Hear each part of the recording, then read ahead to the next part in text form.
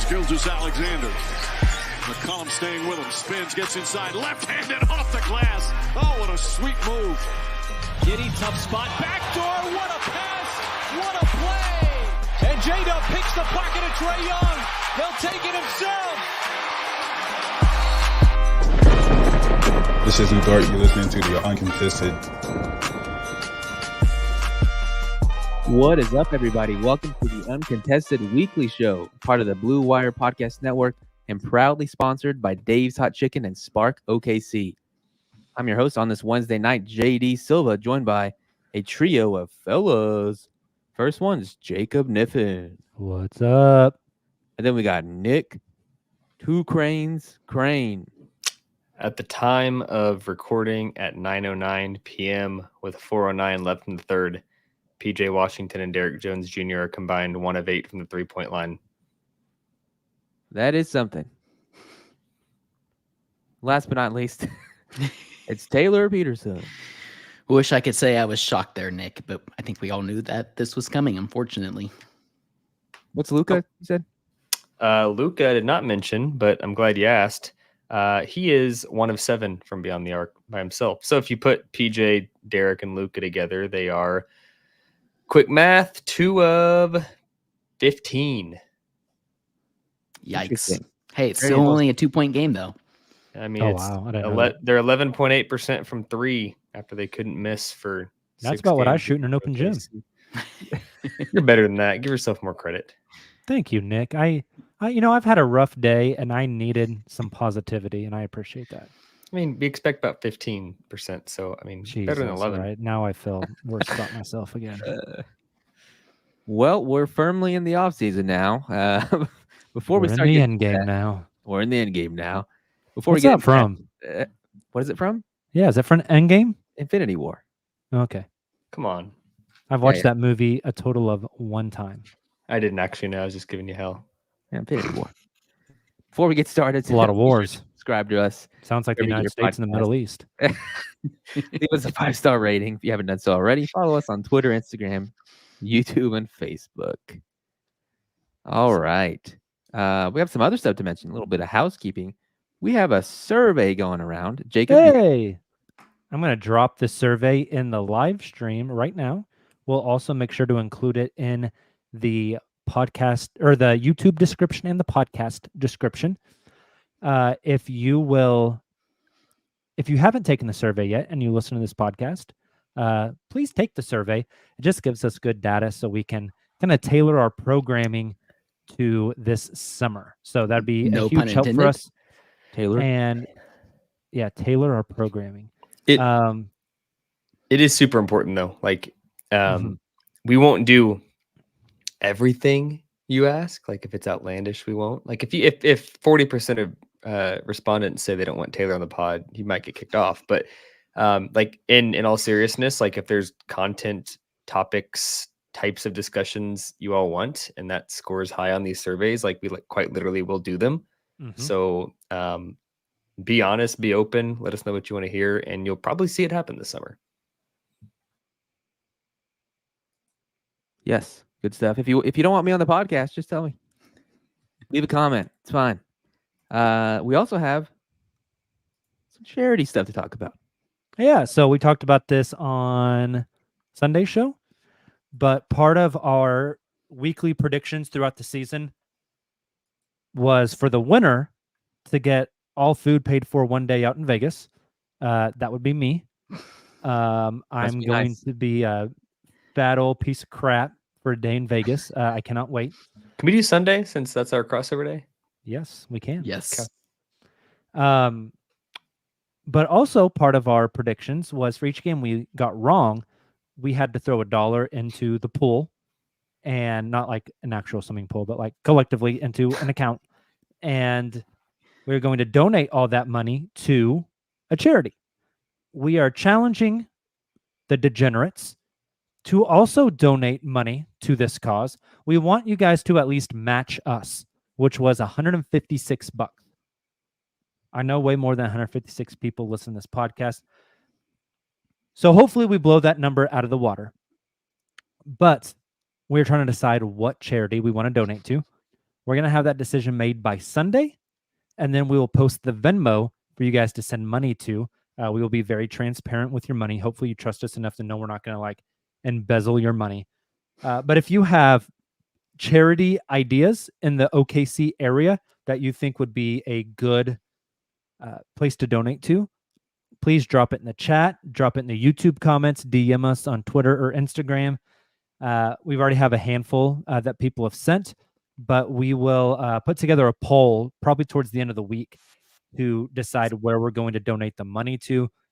I know the YWCA has been thrown in there. I believe, might be going to some packs of Pall Malls for me. No, somebody mentioned, I want to say the Humane Society of OKC, which it's the dogs. Makes a ton of sense to me. What the dog doing? So we got a handful of ideas. If you guys will continue to shoot those over, we will make a decision. We're going to put it up to the fans, have it be voted on, and we will start accepting money next Sunday, this coming Sunday. So like 4 days away. And let's do something good with the degenerates of the show and really help out a local charity or nonprofit here in the city. Two things really quick. One, the one that immediately came to my mind, I want to give a shout out to the Dallas Mavericks. This wasn't reported. I don't think they wanted it to be reported, but one of the local beat writers for the Mavericks tweeted out during the series that they actually donated to the Red Cross Tornado Relief Fund for Oklahoma, given all the storms that we've had recently. Thought that, first of all and foremost, that's just an incredible gesture from Mark Cuban and the entire Mavs organization. How much did they donate? And they didn't say. I hope it was like $1 for every time Luka throws his hands up. Single-handedly rebuilt the state. Brutal. It's trying to be nice to the Mavs. But anyways, that kind of gave me the idea that maybe that's one that we should nominate. Not saying that it should necessarily be the one, but I wanted to throw that one out there. And then, Jacob, you also mentioned that you hope that we could immediately match what us here, I think, Uncontested would be contributing to whichever charity we choose. I want to give a special shout out to someone. I have joked here this season that my manager, my supervisor listen to the podcast, and I do greatly appreciate them listening and giving us their support. But my manager actually approached me after we mentioned it on Sunday's pod. So it would have been this Tuesday. And he came, said he wanted to match our contribution as well. And so I told him we didn't have a specific number yet. So he just went ahead and sent me some money. It was very, very generous of him. He would not want to be recognized. So that's why I'm not saying his name. But I'd be completely remiss because we already have essentially doubled what we will be contributing to the charity we choose. Really, really cool stuff. He's somebody I really look up to as a friend and a mentor more than an actual boss. I just wanted to give him a special shout out, and a shout out to all of you all who I know will be contributing as well. So it's fun to be able to come off such a great, fun, exciting season, be able to do something really special for the community afterwards. Shout out him, the unnamed him. That's actually really, really cool. So thank you a lot. Capital H him. Yep. It's good stuff. Good stuff. All right. Let's talk a little bit of basketball. We have a fun show planned. We're going to kind of reflect on how we've been feeling now that we're officially into the offseason. We've had some time between exit interviews and our last Sunday pod, doing a cool spin on Spark of the Week, and then we're going to do Take It or Leave It about some offseason stuff. First, though, kind of an off-season preview, some would say. Some would say that, yes. Before we get into all that, though, I want to talk about if our thoughts, feelings, etc., have changed much now that we've been able to kind of marinate on the end of the season. Because I have thought personally the last couple of days, and this is why I brought this up, is when they first were eliminated, I honestly felt okay. It was almost like, all right, they gave their best shot, like it's fine, they'll be back. The usual stuff. It felt logical. We all talked about it on the Sunday show. It's fine. You know, they did great. It's their first year at this, whatever. But I've like soured a little bit since then. And I think it's because I've listened to so many national podcasts talking about how painful the last play was. That feels like what it is. I've just had to like relive people telling me about that moment over and over again.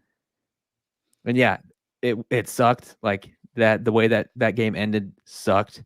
And I've also just kind of had some thoughts of like, God, will they be back? Like Talk about it. Don't give us the teaser. Like, what are you really thinking? Like, will they be back? You tell us. Like, what's going I through don't your know. Well, so my thoughts were when I watched the 2011-12 iteration of the team, I was like, hell yeah, they'll be back, no issues. And that was a long time ago. Obviously, I'm much more cynical now. I'm not 14 years old or however old I was when that happened, and I don't know. I don't know. Like, there's a ton of parity in the NBA now more than ever. It feels like I think this year will be the 6th year in a row we crown a different champion. Is that right? Well, yes, it is correct. So that parity exists. Let me give you a few reasons to be optimistic. Thank you. Ooh. First and foremost, they made it to the second round. So like when we say not getting back, like second round's not too incredibly difficult. It's like win one playoff series, they'll for sure be back. There could and like statistically probably will be a season between now and 2030 where it's like an injury derailed season. Like the last iteration had that. When KD got hurt, they missed the playoffs by a game. The Anthony Davis half court shot. Would they have been good enough that year? Who knows? We saw injuries in the playoffs. Like that stuff happens for sure. I think the most important thing is twofold. One is cap flexibility. Like this team in the short term, in this, like we talked about the rookie playoff window last pod, has flexibility to be good the next 2 years. But longer term, they can insulate the team with cheap, controllable players via draft picks and or trade for really good contracts. So like the difference between this team and the last team, like I'd argue this, like I know it's hard to say better position than James, Kevin, and Russ, but like I think Shea, Chet, and Dub, if healthy, are in a better position to be a better team with the draft capital and the flexibility this team has to like not only be good, but add the right pieces and make the window a little bit longer. That's actually very similar to what I had in my notes, because Silva, I think your thought process is very similar and shared by a lot of Thunder fans currently. And like you said, listening to the national narrative, I just keep hearing that as well. Like, oh, we saw what happened when this Thunder team thought that, they had a window open for forever, and then James Harden gets traded, etc. But I find that's such a lazy comparison. I think this is much more similar. And I when I was talking to coworkers this week who were asking me my thoughts, I'm much more optimistic. I find it to be very similar to that 2010, 2011 season where the Thunder won 55 games, lose to Kobe and the Lakers in the playoffs. And we knew that they were going to be back and better because of it. And I think Nick really kind of hammered the reasons. I feel that mainly because of all the cap flexibility and the draft assets that they have to be able to continue to improve around this team, not to mention the different personalities of the big three of this iteration in comparison to the previous one. But I also just think, I don't know, I think this Thunder team is going to learn from this experience. I still have a salty taste in my mouth because I think that they could have won this series. For example, we're seeing these role players for Dallas come back to reality. I knew that was going to happen against the Wolves. And obviously this is only game one. And I just think they're going to learn from this experience and come back even better, more motivated. So I compare this more to that 2010, 2011 season rather than that 2012 finals run where they end up trading James Harden. Like I just don't see that happening yet. More context there. Presti was really young that first run through. And it was kind of like this team, I say this team, that team got really good really fast. And it was a bit of just flying by the seat of your pants, right? I mean, the people they surrounded that team with were Derek Fisher and Karam Butler and like folks of that ilk and that nature. We talk about how this team needed to get to the playoffs, needed to find out what they had, learn from experiences, come back better. I think that's kind of the story of Sam Presti. Do you know how old he was? I mean, we're not talking first year because that was Seattle. Do you know how old he was when he became GM of the franchise? He was like 28 or 29, wasn't he? 29 years old. It's crazy. That is really stupid. He was my age whenever they were going to the finals. Yeah. He was Nick and I's age when he took the GM job. Can you imagine being a GM in front office at our age? No. I can't even imagine being like a scout and making a decision on who to draft. I can't imagine being a GM at 29 years old. That is absurd. Yeah, I did not. So know. I think Presti has like learned from a lot of that as well, which is great. You know, I think he is more prepared. I think the new CBA greatly benefits the way the Thunder build teams. And JD, you mentioned the parity. I look in the West, I don't see some super team that's going to dominate the West for the next 10 years. Like Wemby's going to be really good, but so is Chet. Like the Lakers are kind of like capped out. The Suns are in hell. Dallas kind of just has what they have. Warriors. Right? The Warriors are cooked. Minnesota's really good, but they're also going to be the most expensive team in the league next year, with owners who are fighting back and forth. It's kind of crazy. I think the window is very open, but it's the onus is on the players, and it's on keeping that camaraderie, keeping that togetherness, and continuing to move forward. I think it's worth mentioning too, like the theme from the folks that watch and cover the team like us have made statements saying like this is likely the worst Thunder team this season that we'll see for the next maybe decade, which is true. I think a lot of other fan bases took that and spun it. What that doesn't mean is that 57 wins is the fewest wins they have in a regular season. What that doesn't mean is that they'll be the number one seed every year, because when you have a surface level thinker from a opposing fan base, it's like worse would be 55 wins or the 2 or 3 seed.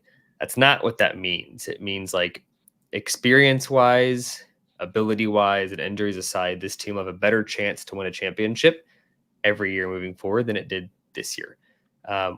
We see it now. Like we're watching Minnesota and Dallas, a 5 and a 3 seed in the Western Conference Finals. Who struggled last year. Yeah, both those teams are really good.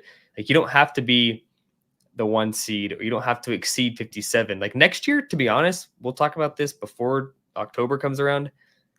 I may take the under on 1 seed and 57 wins, but that doesn't mean they're a worse team. It doesn't mean they're a worse team though, right? Yeah, for sure. So all that to say, like Silva, I put my money right now on under 57 wins next year. Yeah. I mean, they will win 60 games probably the next 3 years. May not be next year though, but they will be better positioned next year. Coming for that 73-9 record, boys. I think that's spot on, Nick.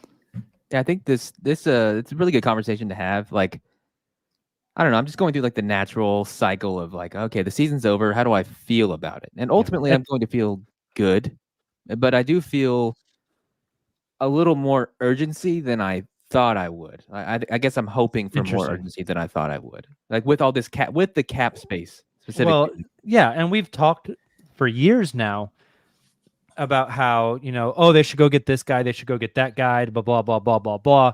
But the team wasn't good enough. I mean, we were told, we've talked about this a lot. We were told continually, get this team to the playoffs, test them, see what they need, see how they respond, see what needs to change in the future, what the roster construction should look like. You don't know answers until you go through the playoffs. Yep. They've got that data. They've got those answers.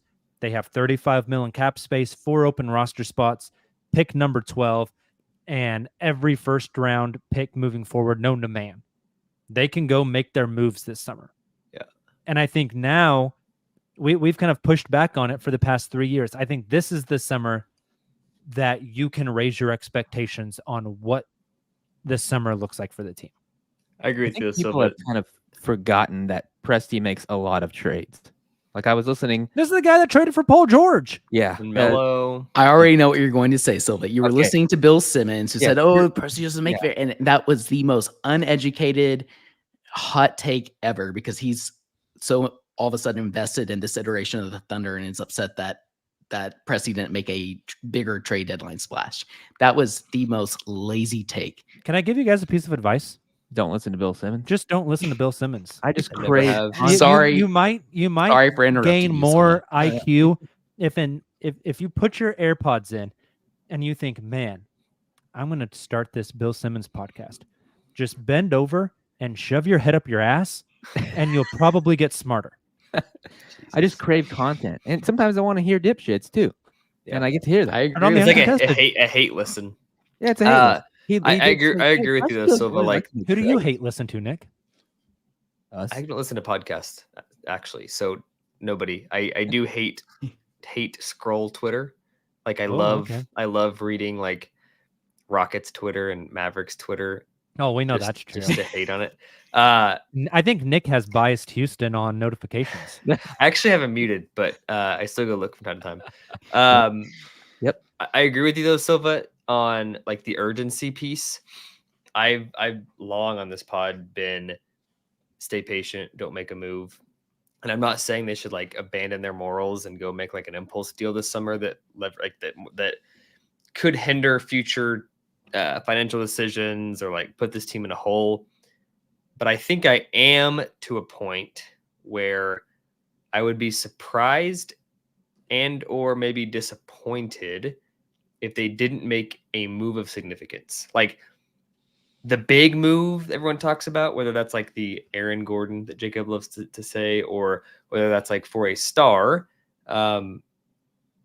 New stars and new Aaron Gordons become available every year. You don't have to like get that guy this summer. If you don't believe in Trae Young or Donovan Mitchell or Mikal Bridges, then don't wait for the next summer when maybe it's Devin Booker or maybe it's some other guy. But there will be guys this summer that are like your sixth man or eighth man or your fifth starter. And if you like that guy, get him. So I agree with the urgency piece. Like we've got the data points. We've seen this team. I don't believe they're Andre Drummond away from beating the Mavs and beating the Timberwolves, but like a more significant piece plus a year under their belt, plus the experience to play off of from this year. I think they are like a top 7 player on the roster with experience away from being in the finals next year. So do it. So I agree with the urgency. Yeah. That's exactly what I had as well. It's just, I think reflecting on this season, having a couple days to reflect on it, I don't. It's only been 4 days. I know it's more. No, than a I'm just couple. saying, like, doesn't it feel like forever? Yeah, it does. feel like I've already forever. canvassed the league like 5 times for trade targets. Yeah. And you always Jacob's come drafting back to expert Denny at this point. Avdia. Yeah. Yes, that is true. When God's available, you go get him, Nick. Naz Reid is not available. He's from the promised land.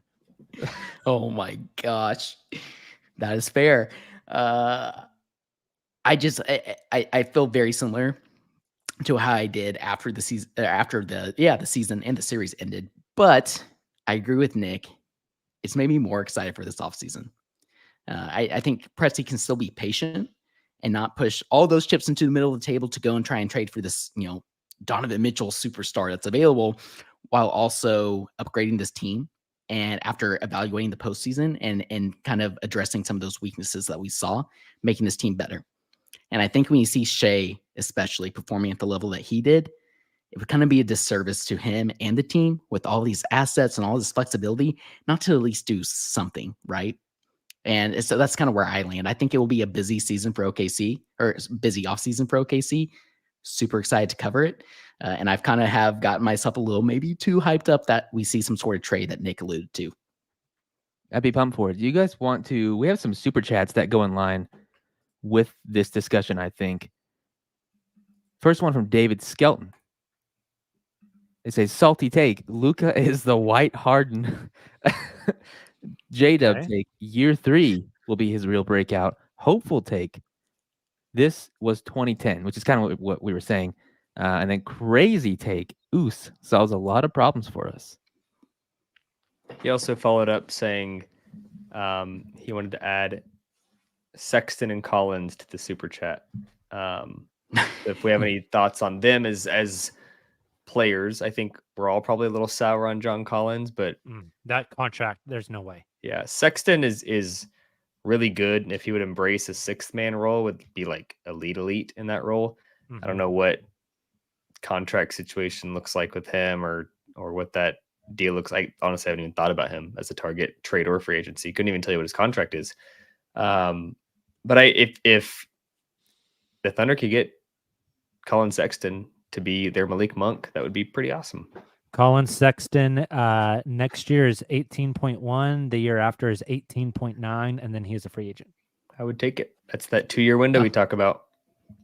Agreed. That's the exact kind of guy that's like, you're not going all in. Like, you may have to give up a little bit for him, but then he's off your books by the time you got to pay everybody else. So if it doesn't work out, oh well. If it does work out, great. He's got a really good player. Would have been pretty sick to have a guy like that off the bench in the playoffs. What is his little Jedi braid is badass. Dude. It is so sick. A random thought. Thank you, David Skelton, for putting us in the rabbit hole because it's kind of fun. His 3-point percentage last year was 39.4. He was 39.3 the year before. Proven shooter. He has shot better than 40% in his career. I almost wonder, like, if Isaiah Joe's traded because his contract is too big, like if he says I want 20, you trade him. I'm not saying like to Utah for Sexton, but like if you had to trade Joe, maybe Colin Sexton's a guy that you get for 18 mil and can fill that role, but is it actually a more dynamic scorer? Kind of like him. Do you know what Colin Sexton's assist percent was this past season? Probably really low. Really low. Actually, no. I think it's high. He's based taking off Jacob's strides as a reaction. playmaker. Actually, he's no longer just like this scorer. He actually passes pretty well. Give a number, Nick. I think he probably averaged Assist percentage. 3.5, 4 assists. So his percentage may be somewhere in the ballpark of like 19 to 21. JD, you want to take a stab? 20. JD, do you know what assist percentage is? Yeah, 24. Okay. For the listeners who don't know, assist percentage is the percentage of your possessions where you're like the creator of the possession that end in an assist. Mm-hmm. It's actually a way better stat than like assists per game for what it's worth. Taylor, did you also say 19 to 21? I'm very bad when it comes to like the actual percentages. I would have been better at guessing assists per game, but I was going to go 20. 30. Holy wow. shit. Yeah. 29.5. Well, how many I saw assists your did he average reaction. then? Assist That'd be more than 4 then. Assist per game. He was. I was going to say like 5.6. Last season he was 19, 3 and 5. Huh. Okay, so for Kinda in on reference, this all of a sudden. He shot 39% from 3 on 4 attempts a game. He was 49% from the field. Damn. That tells me that he's creating for teammates, but those teammates weren't knocking down quite as many shots. And otherwise, his assist per game would probably be higher up there. So he wouldn't have this role in the Thunder because he was taking probably a dozen shots a game. He had about a guy with intensity too. Yeah. He had to have been generating 28 to 30 points a game. Yeah. Say it again. Had to have been generating 28 to 30 points a game between points and assists. Yeah. That's pretty 10 sick points. as like a bench player at 18 mil. Yeah. David Skelton, maybe you're onto something. I'm sure there will be Colin Sexton talk this offseason. Sexton and Wallace backcourt that'd be sick. For like off the bench would be dope. Yeah. The sex wall. Sex wall. I like it. Oh, man. Okay, we have one more super chat though from Dylan. Dylan says, "What are your thoughts on this rumor that KD wants to come back? I hate the idea. We don't need him. He needs us. Sucks to be a traitor." I think we're going to dive deep on this on another episode in the future. Very quick initial thoughts though, Dylan.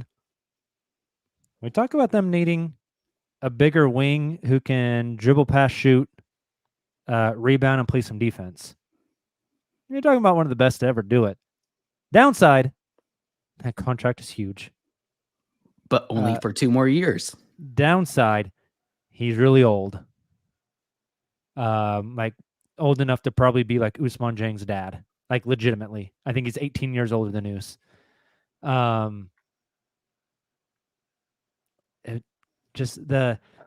the social experiment of him coming back and seeing what the fans do would just be fascinating.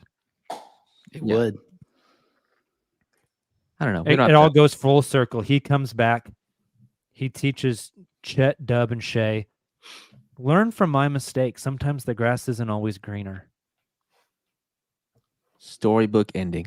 Yeah. Or he's whispering in Chet's ear, you should be getting more shot attempts. You should be more of a focal point.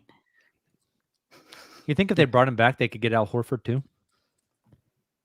No, Run it he's back. ready to ride off. Pogasol. That hurts. What's Serge doing? All right. He's is over in Spain, I believe, playing. No, is he? He's was- playing somewhere overseas. I thought he was done. I know he went overseas, but I thought he finished that up. I don't know if he's playing anymore. Is he? I thought I saw something this season that he was still playing, but yeah, I'm not sure. Looks like Jake was looking it up for us. I thought he's playing for like Bayern Munich or something like that. Like, Oh, in Germany, our guy The David. basketball version of Bayern Yeah. Munich. Hey, you're right. Oh, I So was? nailed it. Yeah, David saying he's playing Oh, in nice. Germany. Oh my Boom. god. Go about home. all right. It's probably time to take our first break. We will be right back.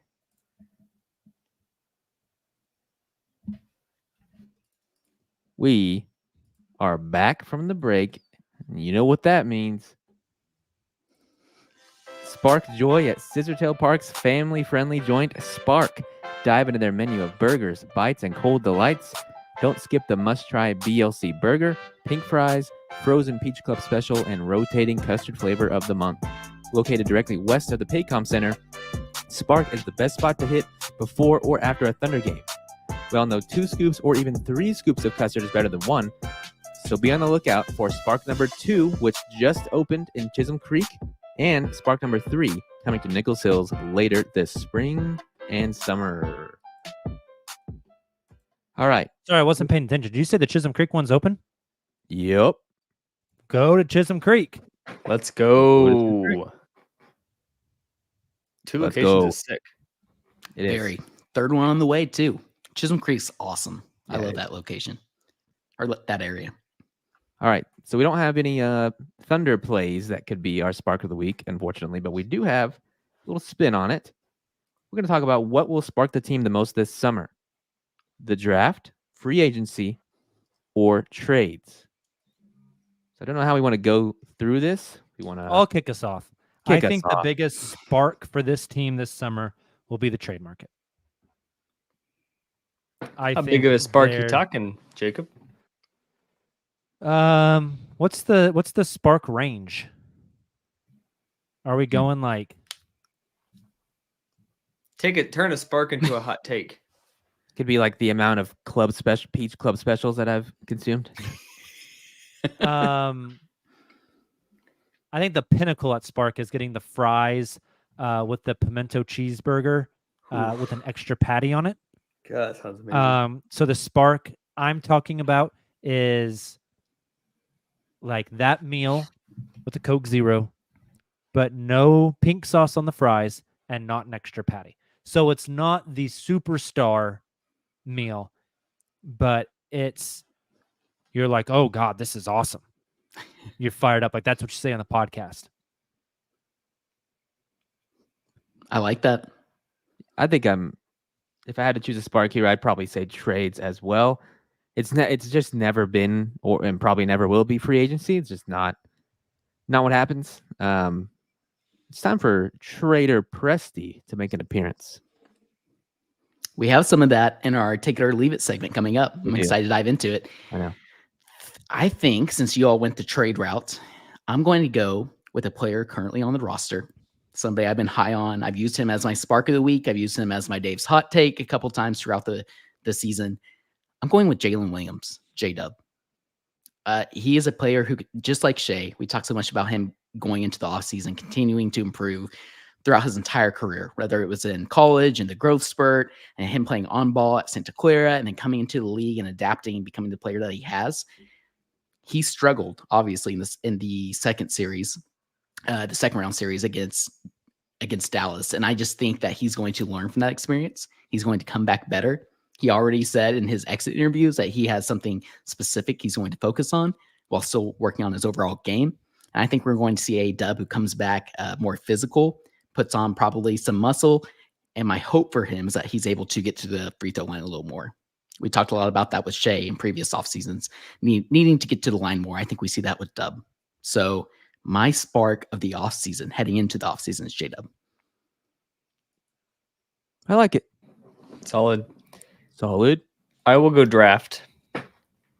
Not because there's a player I think they're going to draft that will make a huge difference.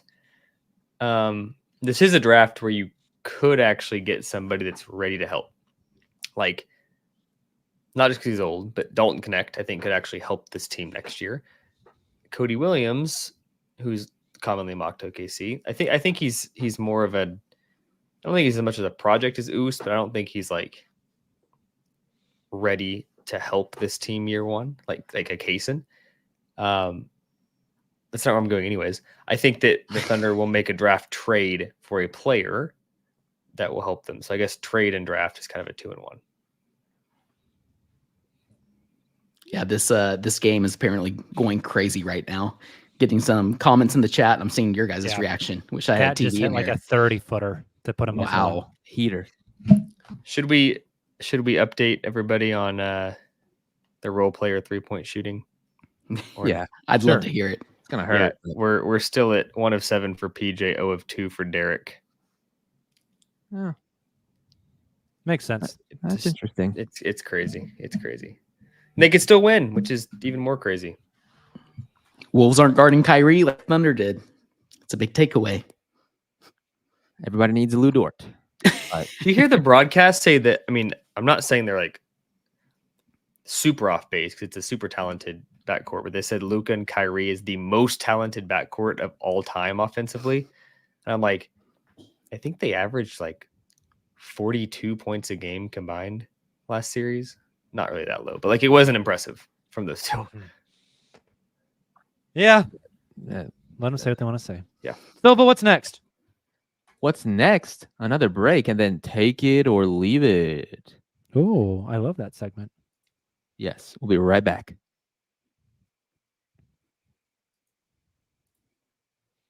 Okay, it's the moment we've all been waiting for on this episode. It's take it or leave it, the classic uncontested segment. We have a bunch to go through. Be a lot of fun. And we're doing this as basically like a off-season preview, right? We're gonna like touch on a lot of off-season topics, but instead of just talking about them all, we're gonna do it in take it or leave it form. I don't know if we want just like all of us to chime in on each, or just do maybe mainly one. We'll figure it out as we go. Let's do one at a time. And if anybody has major pushback, we'll push back and discuss. And if everyone agrees, we'll kind of thumbs up and move on to the next.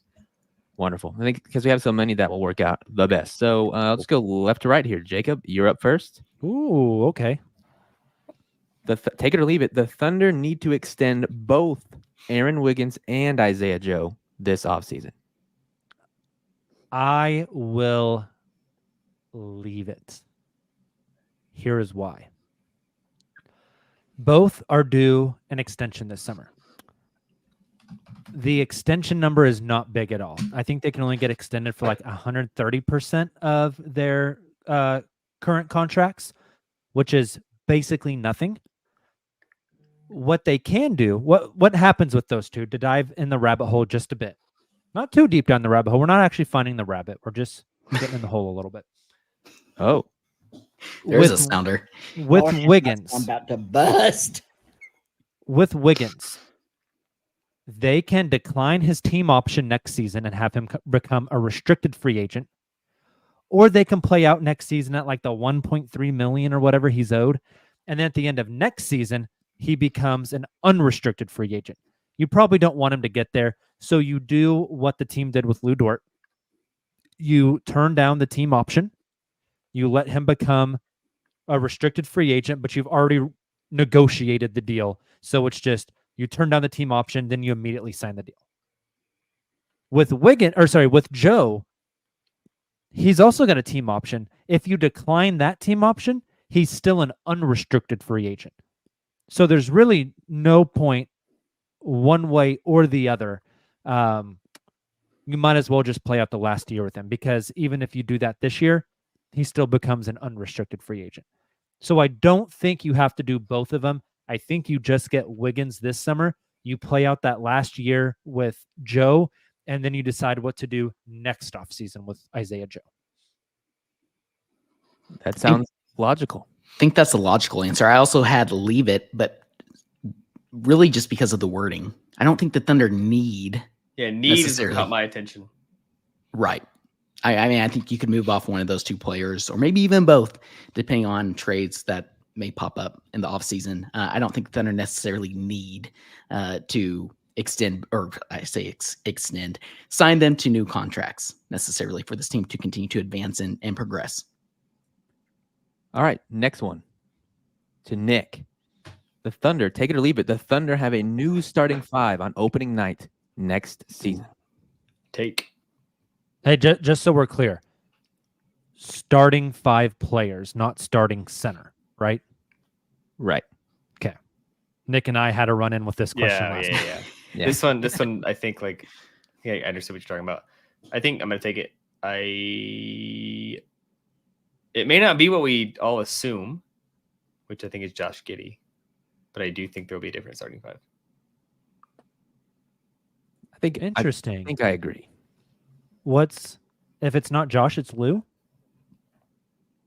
Yeah, I mean, they're not trading Shea, Dub, or Chet, or benching any of them, but Yeah.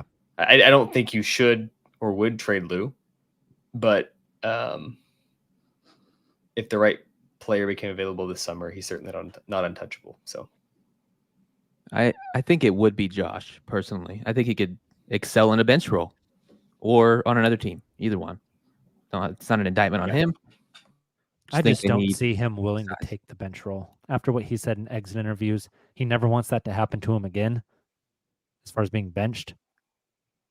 I don't know. Just me. Looking forward to his on-ball role with Team Australia this summer. Yeah. There's But- some but- TVs. you could argue he could have a more on-ball role off the bench. All right. Next one. Taylor. This one's kind of in the same vein, but a little more specific. Take it or leave it. The starting power forward for next season is not on the roster. I'm taking this one.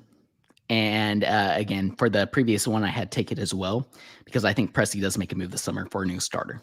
So I'm taking it. And you think it's for the power forward? Correct. For that position that Josh currently occupies on the starting 5. Nick, actually JD hasn't answered one yet. So JD, let me follow up on that and ask you this. If I told you right now that I had been to the future and I know it's a new starting 5 on opening night, they go get another player. And I said, give me your percentages on which position you think the new starter takes. Big, front court, or guard? Where would you put the percentage chances at for where that new starter is? Does that make sense? Yeah, it's like 80% at the 4. And then 10 and 10 for the other 2? Yeah. Interesting. I Would just you don't think guys they agree? need guards. I was thinking 80% as well, Scylla, before you threw that out. Yeah, I mean, I think Dub's best is a 3. So I agree. Yeah. I don't see it being a traditional center either, to start and move Chet to that. Like, I don't see them moving Chet to the 4. So, yeah, I'd have to say at the power forward spot. Next one. Do you want to do this one, JD? Oh, yeah, let's do that. Okay. Take it or leave it. OKC makes a draft pick at pick 12. I think this is tough. This is very tough.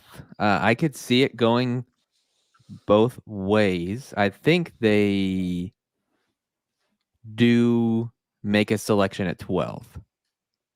I don't know if this is like a cop out or not. You bastard. I know Do where they you're going. trade that selection after?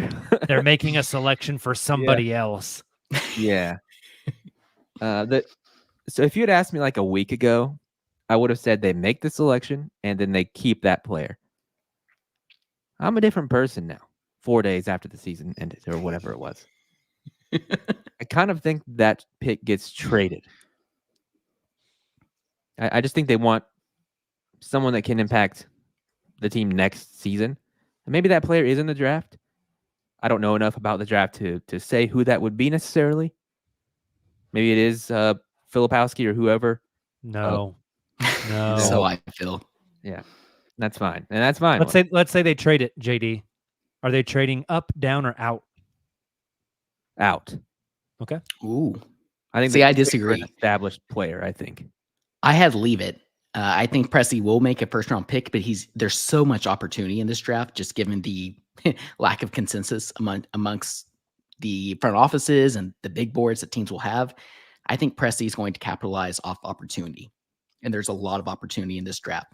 So he'll either trade up to get a guy very high on his board that's still available, or he'll trade back for somebody he still had high on his board and is able to get additional assets. I think they'll kind of look to the trade market to address the win now needs while picking up somebody in this draft that they feel that they can kind of bring along and develop as a prospect. Yeah, I think that's smart. I was surprised how I think it goes along with that weird urgency that I've been feeling, is that I feel like this is, if they're going to make a trade, a more significant trade, this is like one of the most obvious assets that would be included in that. So I kind of have to go along with that line of thought at this point. But next one goes to Jacob. Take it or leave it. The team makes a significant signing in free agency. And significant has been defined as... You gave this to Jacob? Yeah. Significant has been defined as 12-ish mil per year and signed as a rotation piece. What do you think? 12 mil per year as a rotational piece in free agency. Okay, I'm pulling up the free agent list now. How do I want to sort this? Let's sort by positions. Let's go forward. See what this spits out. So I'm just going to go down the list. I don't know how they have this sorted by previous salary. LeBron, no. Tobias Harris, no. Pascal Siakam, like the fit, never going to happen. Gordon Hayward, I say bring him back. DeMar DeRozan, no. OG Anunoby, if he could ever be healthy, I'd be in. But the Knicks aren't going to let him go. Davis Bertans, don't bring him back. Doug McDermott, already done that once. Robert Covington, older than I am, so no. Nick Batum, older than Robert Covington is, no. PJ Tucker, almost as old as my father. Joe Ingles, no. Like Pat Williams, like that's gonna cost you almost a max. Who was it that I heard the other day? That's what he wants. That's not what he's getting. Yeah, someone the other day said, the Thunder do need that big-bodied four who's physical and aggressive and can hit the glass and space the floor. Miles Bridges does that. Oh no! Oh God! 0% chance. Leave that to the Pistons. Jayshawn Tate? That's a joke. No. Jalen Smith from Indiana is interesting. Yes. Obi Toppin from Indiana, kind of interesting. Precious Achua, kind of interesting. Bless you. I always want to say bless you after someone says his last name. Like, interesting, but it's not getting over the hump. I'm saying no. I'm leaving that they make a quote-unquote significant move in free agency. I think that cap space, instead of being used in free agency, is used to negotiate new deals with guys like Wiggins and Joe, and to facilitate a lopsided trade where the Thunder bring in a player without sending a player out, or maybe bring in a big contract while sending a smaller contract out. You guys remember Patrick Patterson? Too furious. Hey, I still stand by Melo having to waive his no trade clause to be traded here. Kind of counts, but I agree. I think it's very unlikely that the Thunder... I think it's an interesting conversation, though. I think we do have to acknowledge what the Thunder have built the opportunity to play with a top 5 player caliber in Shea, and just that culture, the fun that this team is having. I think, we heard like during the trade deadline that there was players in Brooklyn who maybe were interested in playing for the Thunder, but I just find it very unlikely that happens. Yeah, apparently there's some crazy things happening in this Wolves Mavericks game. Oh, I'm not paying attention. Here's a name that I just saw on this list. I don't think it's 12 mil. And I kind of shit on this dude earlier in the season, but Well, he kind of changed my opinion a little bit. Najee Marshall. oh yeah. Bigger wing. He's good, but is he going to make the difference? Probably not. Right. Is he like a Well, he's not starter? like your starting 4, but you can bring him in to be a guy off the bench. Like, is that just all of a sudden it's like another? He was really solid during the regular season, but just like Kenrich Williams, he didn't touch the floor in the playoffs. Like, Definitely could be. Yeah. That's about it on that list. So I'm going to say leave it. All right. Next one. Just got a few more here. Goes to Nick. Did the Mavs win, by the way? they're up 3 with Kyrie shooting another free throw to put And them he up just 4 made the with second. 7. Okay, so they're gonna win. Wow. All right, Nick. 2 or more of the top 10 rotation players based on minutes per game last season are traded. If you want, I can go through the list, but I'm sure you Like kind of know. Chet, Shea, Dub, Dort. No, two of the top 10 10. in minutes They said played. top 4. I was like, what? 2 of the top 10 in minutes played, minimum 40 games. Are traded? Give him the list, JD, because the listeners want the list. Yep. SGA, J-Dub, Chet, Dort, Giddey, and then Kaysen, Isaiah Joe, Aaron Wiggins, Kenrich Williams, and that's the top 10. I almost said another one, but that would have been 11. That's wrong. And the question was 2 of those top 10 will be traded this offseason. leave it. If you just said between now and next trade deadline, I'm taking it, but leaving it in the offseason. I'm curious who you think would get traded between like the start of the season and the trade deadline out of that group. Kenrich, maybe? Something like that? I still think Joe is the interesting one. I think Giddey's interesting. I think if you trade Joe, though, I think you got to do it this summer just because during the season, like you've probably already filled up your cap space and his contract is just so small that you're not really trading it for much. You know what I'm saying? Where during the summer, you could trade that contract for a $10 million contract. You assume they fill their cap space, though. Do what? You assume they fill their cap space. I mean, they got to get to 90%. Yeah, but that doesn't mean they have to fill it up. I'd be shocked if they didn't. But I mean, you could trade Joe for a $7 million a year guy. Like it's not like there's no trade partners. You know?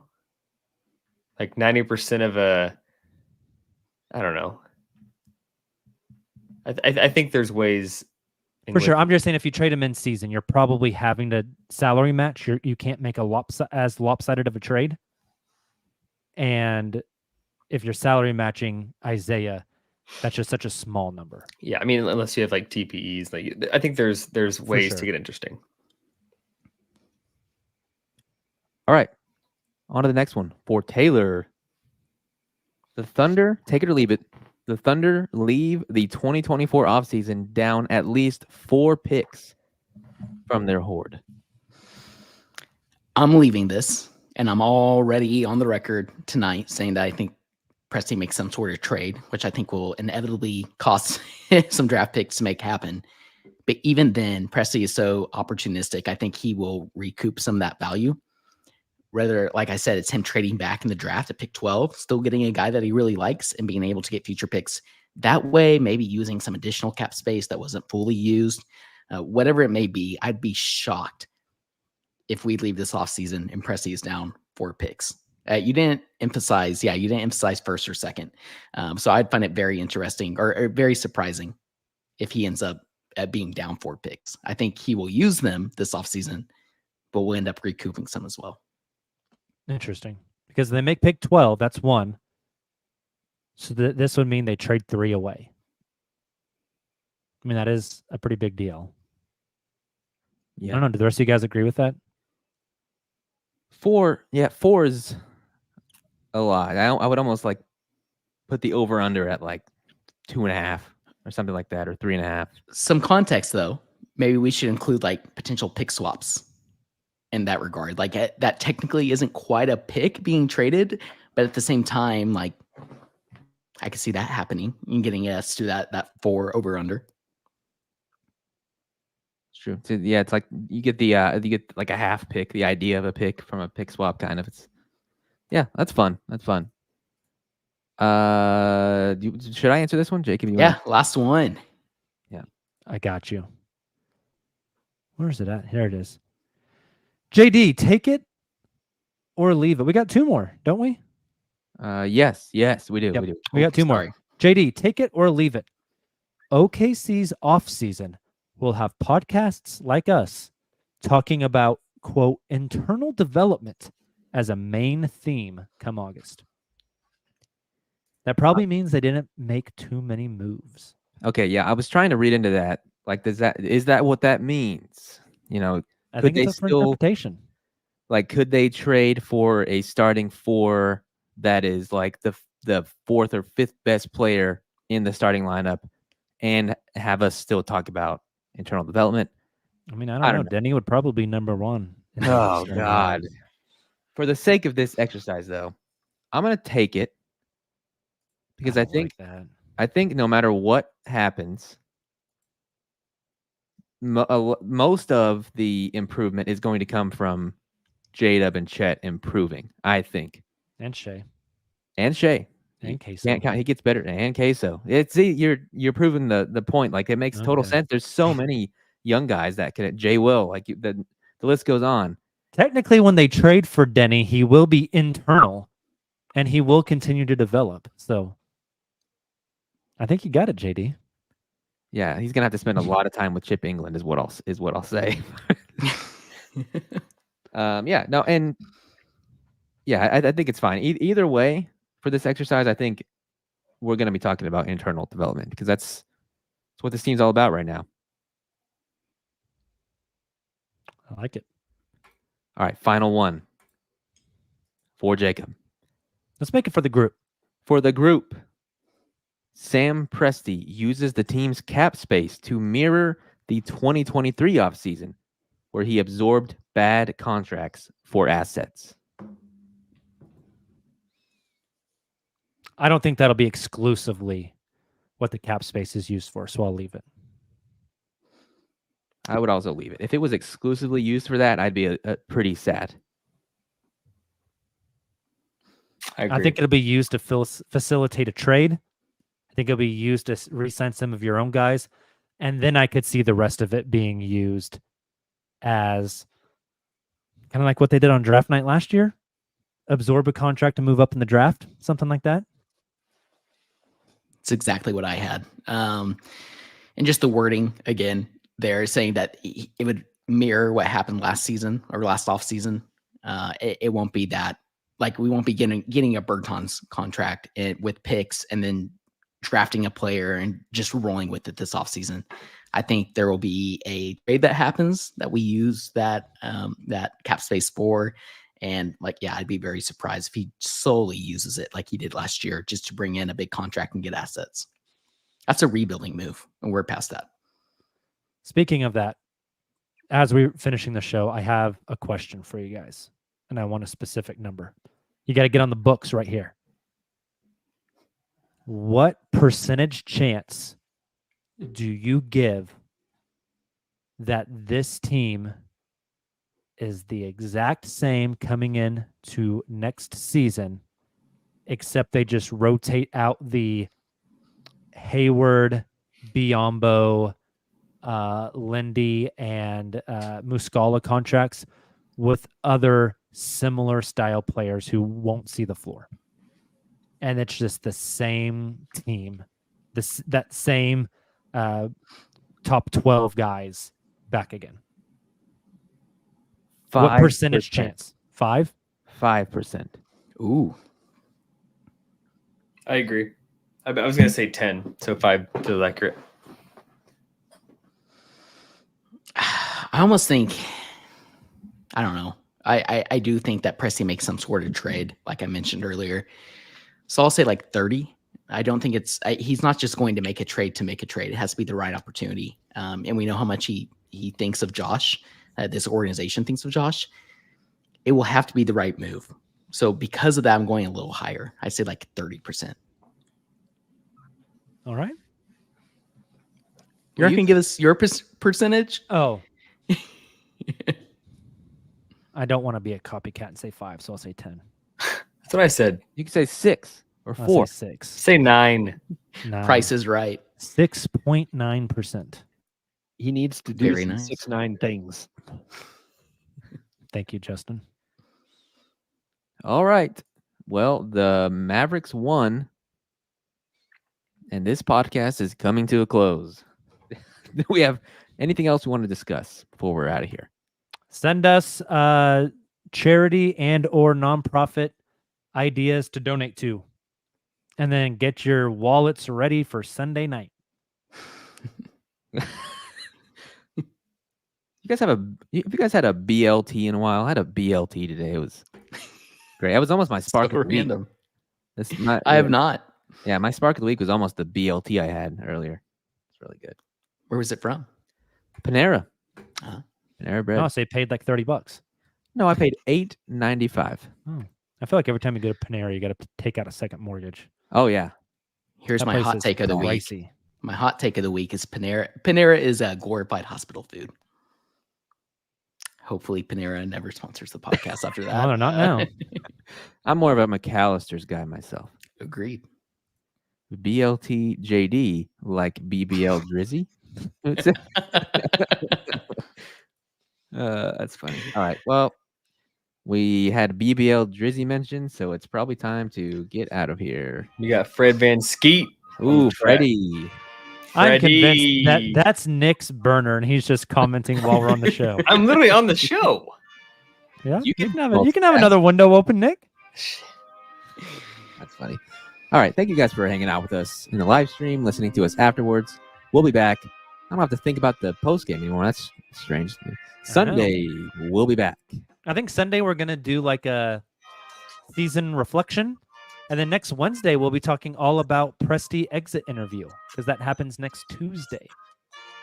Yes. A lot of fun stuff coming up. Until then, though, adios and Thunder up.